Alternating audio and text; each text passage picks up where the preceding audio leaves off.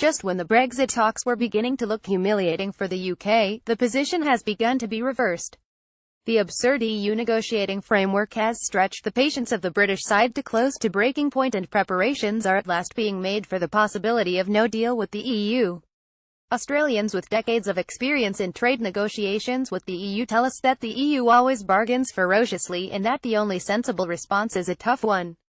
A negotiating bottom line of no deal should have been the British position from the start, but going along with the EU's self-imposed constraints has at least exposed just how difficult the EU can be. The new note of toughness from the UK is producing results, and may have influences Michel Barnier's request to the EU for more flexibility to begin some talks on trade. None of the EU's three negotiating priorities make much sense. The Irish border priority makes least sense of all. It has been obvious since the start that there is little possibility of detailed proposals for border arrangements until the shape of the UK-EU trade deal becomes clear.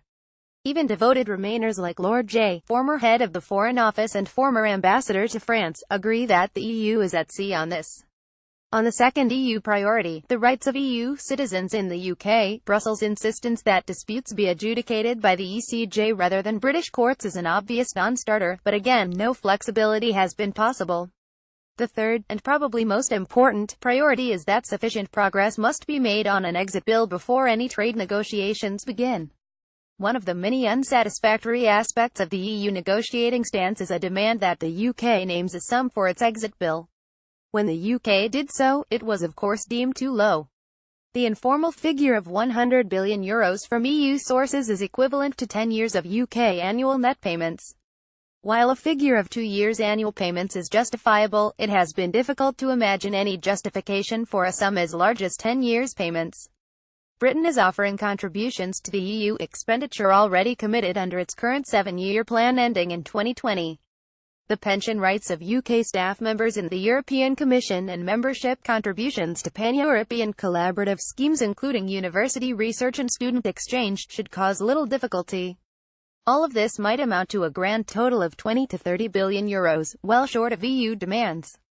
It is difficult to know whether the EU's cost stance is caused by inevitable inflexibility of an unwieldy rules-based organization, or as Yanis Varoufakis, former finance minister of Greece suggests, by the European Commission's willingness to damage both the UK and EU economies to assert the political interests of European cohesion. Whichever it is, the UK needs a clear-eyed approach to its own interests, including future relations with the EU. A major impediment to clarity has been the weight of advice from what Michael Gove calls organizations with acronyms suggesting that a no deal on trade will greatly damage the UK economy.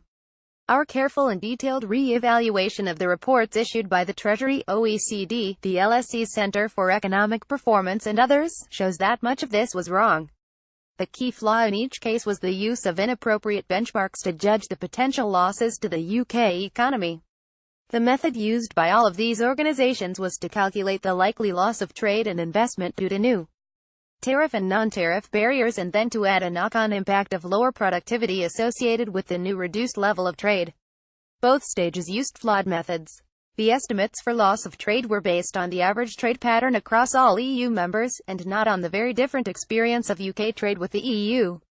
The calculation of an additional productivity effect was even worse.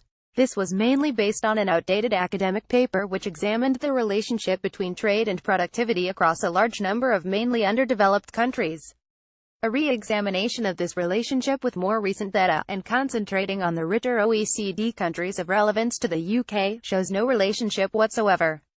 The net result is a much smaller estimate of the negative impact of Brexit on the UK economy. There is also a widespread belief that membership the EEC-EU since 1973 has been a substantial benefit to the UK economy. Some economists estimate that the UK economy is 10% larger as a result of its EU membership. This belief is based on the observation that the UK economy grew only half as fast as major EEC members before joining in 1973, but has subsequently had a better growth record than those economies. However, the actual growth of the UK economy did not improve after joining the EEC. It looked better than France, West Germany, Italy, etc. only because growth in these economies slowed down drastically after the 1970s. Their slowdown was much greater than in the USA, Canada, Australia, New Zealand, and other major economies, and reflected the end of the post-war reconstruction and catch-up with U.S. productivity levels. None of this was of relevance to the UK economy, which continued to grow at the same rate as the USA, just as it had also done before joining the EEC. A more appropriate benchmark for the UK, namely the USA, reveals no evidence of any improvement in UK performance from joining the EEC-EU.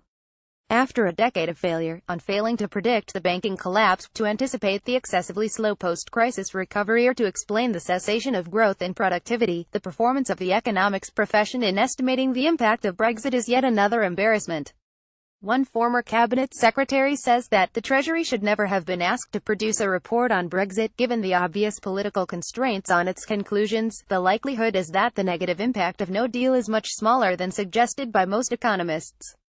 No deal involves real difficulties, but my calculations using the Cambridge CBR model indicate that it will involve at worst only a minor and temporary reduction in UK incomes. Dr. Graham Gudgeon is Chief Economic Advisor at Policy Exchange, and Associate Researcher at the Centre for Business Research, Judge Business School, University of Cambridge.